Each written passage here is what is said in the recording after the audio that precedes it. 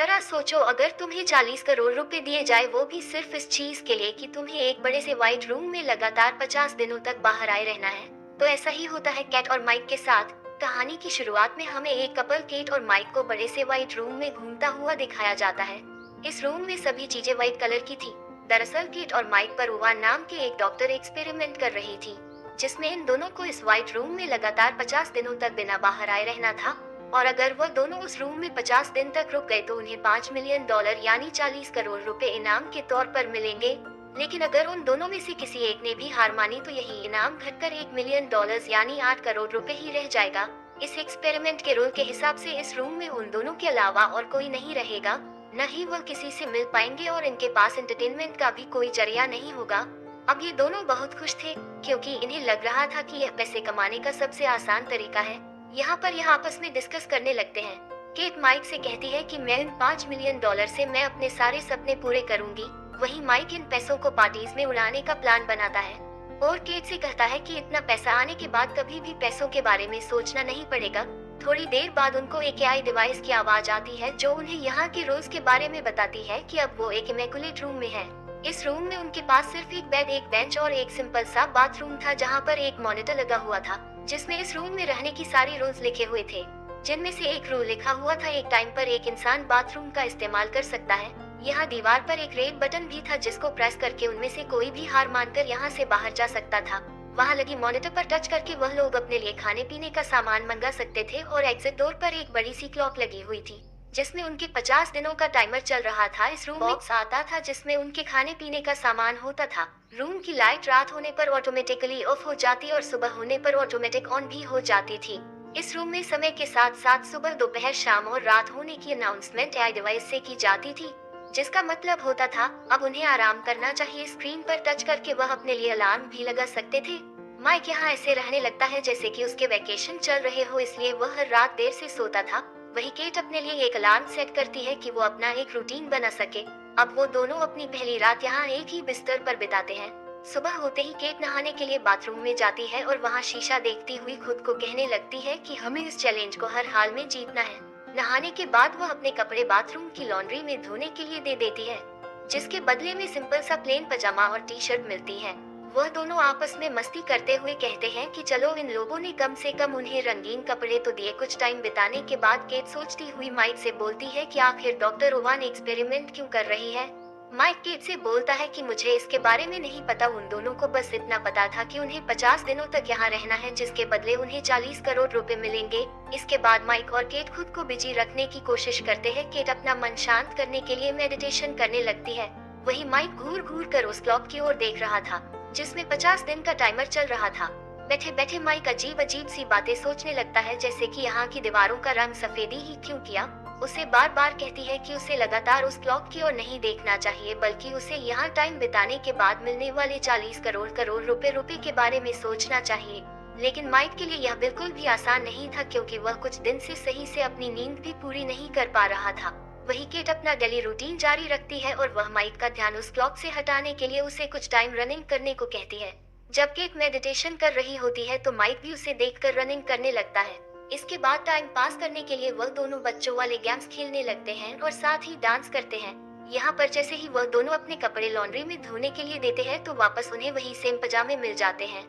ऐसे ही कुछ हफ्ते बीत जाने के बाद कुछ ऐसा होता है कि माइक को उस रूम में एक कीड़ा दिखता है और वह उन्हें बात करने लगता है। माइक उसे खाना खिलाने की कोशिश करता है, लेकिन जैसे ही वह फर्श पर अपने मिल्क शेक की कुछ बूंदे गिराता है तभी एआई डिवाइस की आवाज आती है और उनसे ये कहती है कि यह खाने पीने का सामान सिर्फ तुम दोनों के लिए है। माइक यहाँ पर थोड़ा परेशान हो जाता है और उसे एआई डिवाइस से कहता है ये कीड़ा यहाँ भूख की वजह से मर जाएगा, इसलिए मैं बस इसे यहाँ से बाहर निकालने की रिक्वेस्ट कर रहा हूँ। केट माइक को समझाने की कोशिश करती है कि जिस स्पीकर से एआई डिवाइस की आवाज आती है वह दोबारा किसी चीज को नहीं दोहराता, लेकिन माइक केट से कहता है कि मुझे इस कीड़े को बाहर निकालना ही पड़ेगा वरना ये यहीं पर मर जाएगा। इतना कहता हुआ वह उस रूम में लगे रेड बटन की ओर जाने लगता है। यहाँ पर इन दोनों के बीच बहस होने लगती है। केट कहती है कि वह बटन दबाने पर हम ये चैलेंज हार जाएंगे और उन्हें यहाँ से खाली हाथ बाहर निकाल दिया जाएगा। हालांकि माइक बाहर नहीं जा रहा था, वो बस उस कीड़े को बचाने की कोशिश कर रहा था। इसके बाद माइक उस कीड़े को नीचे रखकर कहता है ये कीड़ा एक लिविंग थिंग है और तुम्हें इस पर जरा सी भी दया नहीं आ रही। जिस पर केट उससे कहती है कि तुम्हें ऐसा इसलिए लग रहा है क्योंकि तुम वेजिटेरियन इंसान हो। ऐसे ही काफी देर तक इनकी बहस चलती है और गुस्से में केट वहाँ से आगे बढ़ने लगती है कि तभी बातों ही बातों में गलती से उसका पैर उस कीड़े के ऊपर टिक जाता है, जिससे वह कीड़ा वहीं पर मर जाता है। केट माइक से बोलती है कि ऐसा उससे गलती से हुआ है, लेकिन माइक मानने को तैयार नहीं होता और गुस्से में आकर वो कोने में अपना पूरा दिन बिता देता है। इस रूम के रूल्स के अकॉर्डिंग टू ट्रीट लेने की परमिशन थी, इसलिए माइक केट से कहता है कि मैं अपनी एक ट्रीट लेने वाला हूँ। केट उसे याद दिलाती है कि ऐसा करने से उनकी प्राइज मनी से $1,00,000 कम हो जाएंगे, इसलिए वह माइक को ऐसा करने से मना करती, लेकिन फिर भी माइक अपनी ट्रीट लेने चला जाता है और बदले में उसे एक ग्रीन कलर का स्कैच। उसका कुछ होने वाला नहीं है, फिर भी कम से कम दीवार पर आर्ट बनाकर टाइम पास तो कर ही सकता हूँ। अब जैसे ही केट उसे दीवार पर ड्राइंग करते हुए देखती है तो माइक से खुद का पोर्ट्रेट बनाने को कहती है, जिस पर माइक भी उसका पोर्ट्रेट बनाने लगता है। काफी टाइम बाद केट बोर होकर यहाँ से चली जाती है क्योंकि वह माइक के लिए एक मॉडल नहीं बनना चाहती थी। वही माइक तब तक ड्राइंग करता रहता है जब तक वह उस स्केच को खत्म नहीं कर देता है। पूरे बाथरूम और टॉवल को ग्रीन स्केच से पूरा भर देता है। इस वजह से केट बहुत परेशान हो जाती है और माइक से अपने पहले की रूडली बिहेवियर के लिए सॉरी बोलती है।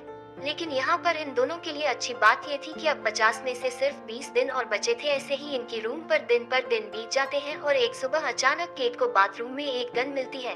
ये दोनों हैरान और परेशान हो जाते हैं, ये गन फिर यहाँ कैसे आई। बाथरूम से वह गन उठाकर ये दोनों बैग के नीचे फेंककर उसे छुपा देते हैं, क्योंकि एआई डिवाइस ने उन्हें लॉन्ड्री में कपड़ों के अलावा और कोई चीज देने से साफ मना किया था। कुछ दिनों बाद ही इन्हें कुछ रिवार्ड मिलता है, जिसमें इनको एक फैमिली और फ्रेंड्स के मैसेज दिखाए जाते हैं। माइक अपनी सिस्टर का मैसेज देखता है जो उसे बताती है कि वह कैसी है और मॉम डैड कैसे हैं। अपनी बहन को देखकर माइक बहुत खुश होता है, लेकिन जब केट को उसकी डेट का वीडियो मैसेज दिखाया जाता है तो उसके डैड कहते हैं कि अब वह रोड पर नहीं बल्कि सेक्टर में रह रहे हैं। केट इस वीडियो को रुकवाना चाहती थी, लेकिन उसके कई बार कहने पर भी वह वीडियो नहीं रुकता। तभी वह बाथरूम की ओर जाती है और वहाँ जोर जोर से रोने लगती है। माइक उसे चुप कराने की कोशिश करता है। जेड इसके थोड़ी देर बाद दोनों एक साथ लिपट कर सो जाते हैं। अब जैसे ही सुबह अलार्म बजता है, केट बेड से नहीं उठती क्योंकि वह डिप्रेशन में चली गई थी। जब माइक उससे ना उठने की वजह पूछता है तो वो उसे बताती है कि उसने अपने डैड को कई सालों बाद देखा था और वह हमेशा माइक से झूठ बोलती रही कि उसके डैड नहीं है, क्योंकि वह अपने डैड को लेकर बहुत शर्मिंदा थी। वह माइक को बताती है कि उसके डैड बहुत ज्यादा ड्रिंक करते थे और उसकी स्कूल की फीस भी नहीं भरते थे। माइक केट से कहता है कि अब हमारे इस रूम में 50 दिन पूरे होने में सिर्फ 2 ही हफ्ते बचे हैं, लेकिन केट अभी भी बेड पर ही पड़ी हुई थी। माइक उसे एंटरटेन करने के लिए नए नए तरीके आजमाता है, लेकिन इससे केट पर कोई असर नहीं होता और फिर वह खुद भी केट के साथ बेड पर लेट जाता है, लेकिन इससे भी केट को कोई फर्क नहीं पड़ रहा था। ये देखते हुए माइक जमीन पर जाकर लेट जाता है।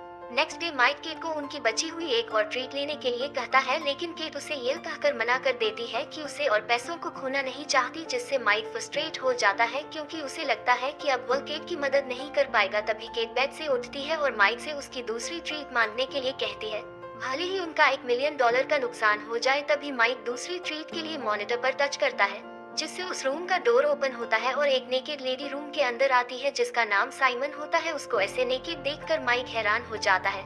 साइमन भी डॉक्टर युवान की एक्सपेरिमेंट के बारे में कुछ नहीं जानती थी, क्योंकि वह सिर्फ एक एक्ट्रेस थी जिसे इस काम के लिए पैसे दिए गए थे और वह पूरे महीने के लिए यहाँ बुक थी। साइमन को इस रूम में केट और माइक के साथ सिर्फ 24 घंटे ही गुजारने थे। केट माइक से कहती है कि वह अपनी टी शर्ट उतार कर साइमन को दे ताकि वह थोड़ा बहुत अपने आप को कवर कर सके। साइमन माइक की ड्राइंग को देखकर उसकी तारीफ करने लगती है, जिससे कि केट को और भी ज्यादा गुस्सा आता है। रात होने पर माइक उन दोनों लड़कियों को बेड पर सोने के लिए कहता है और खुद जमीन पर सो जाता है, जिसके बाद केट को इन दोनों की हरकतों से बहुत ज्यादा चिढ़ हो रही थी, इसलिए वह माइक को भी बेड पर सोने के लिए बुला लेती है और खुद इन दोनों के बीच में सो जाती है।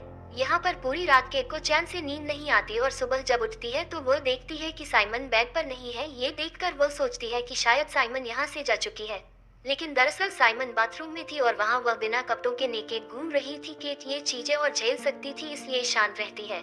इसके बाद वह तीनों रूम में यहाँ वहाँ डांस करना स्टार्ट कर देते हैं, एक दूसरे को किस करने लगते हैं। इससे माइक को इतना ज्यादा नशा चढ़ जाता है, उसे हिलोने से ही खून दिखता है। माइक अपने आप को पानी में डूबता हुआ देखता है, वहीं पानी में उसे अपना छोटा भाई भी दिखता है जो उसके साथ ही डूब रहा था। इसी बीच केट और शिमन माइक को होश में ले आती है, लेकिन वह अभी भी पैनिक कर रहा था और जोर जोर से रोने लगता है। वह बार बार एक ही चीज रिपीट कर रहा था कि मेरे भाई सॉम को डूबने से बचा लो। केट उसे किसी बेड पर ले जाकर सुला देती है, जिसके बाद साइमन केट से पूछती है कि वह और माइक कैसे मिले थे, जिस पर केट बताती है कि वो लोग एक बारिश वाले दिन मिले थे। उसके पास अम्ब्रेला नहीं थी। तभी माइक उसके पास आया और उसने उसे भीगने से बचाया। यहाँ पर ये दोनों आपस में ऐसे काफी टाइम बातचीत करती रहती है। थोड़ी देर बाद माइक जग जाता है और साइमन के पास जाकर बैठ जाता है, जहाँ वह दोनों अपनी अपनी लाइफ के। साइमन बताती है कि उसने अपनी मदर को बचपन खो दिया था। यहाँ पर ये दोनों अपने अपने फैमिली मेंबर्स के गम को शेयर करने लगते हैं, जिससे इन दोनों के बीच बॉन्ड और अच्छा हो जाता है। साइमन माइक का हाथ पकड़कर उसे रिलैक्स फील करवाती है कि तभी पीछे से केट आकर उन दोनों को एक दूसरे का हाथ पकड़े हुए देख लेती है। अब केट का गुस्सा सातवें आसमान पर चला जाता है, क्योंकि वह पहले से ही उन दोनों की नजदीकियों को बहुत झेल रही थी। केट साइमन को बोलती है कि तुम शुरू से मेरे बॉयफ्रेंड को मुझसे छीनने की कोशिश कर रही हो। इस बात पर साइमन भी केट पर गुस्सा हो जाती है और बोलती है कि तुम इनसिक्योर लड़की हो जिसे अपने बॉयफ्रेंड पर जरा सा भी विश्वास नहीं है।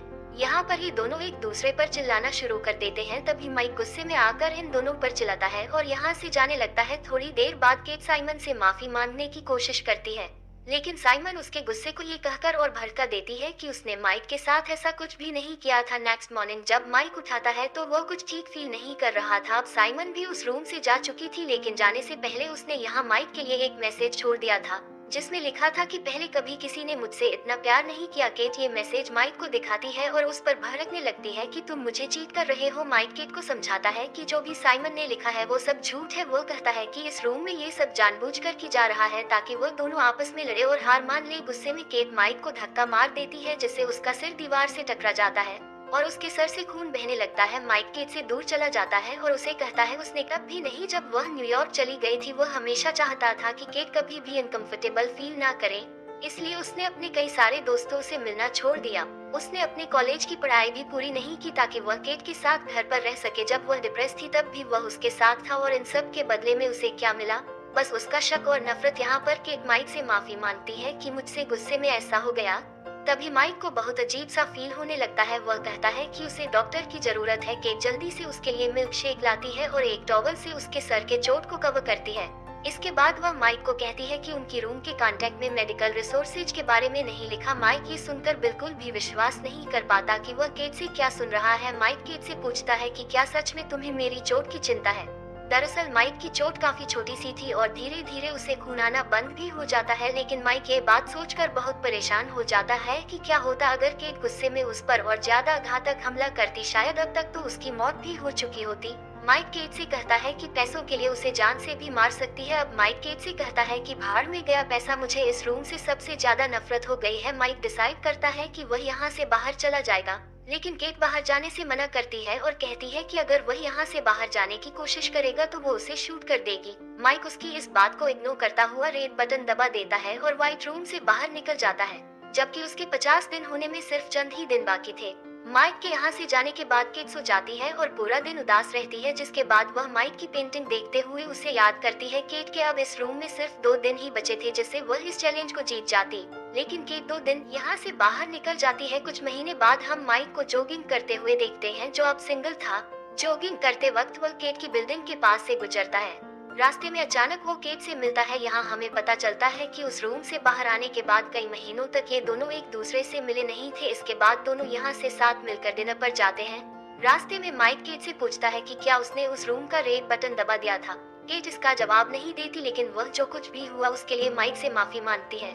जब वह दोनों यहाँ से चले जाते हैं तब कैमरा एक बिल्डिंग पर फोकस करता है, जिस पर यह साफ साफ लिखा था कि इस बिल्डिंग का निर्माण एक बहुत बड़े डोनेशन से हो पाया है, जिसके डोनर ने अपना नाम नहीं बताया। मूवी के एंडिंग में हम देखते हैं कि उसी रूम में एक नया कपल इस चैलेंज को एक्सेप्ट कर लेता है और यह मूवी यहीं पर खत्म हो जाती है। दोस्तों, अगर आपको 40 करोड़ रुपए दिया जाए तो आप क्या करोगे? कमेंट कर बताएं और लाइक और सब्सक्राइब करना ना भूलें। मिलते हैं नेक्स्ट मूवी के साथ।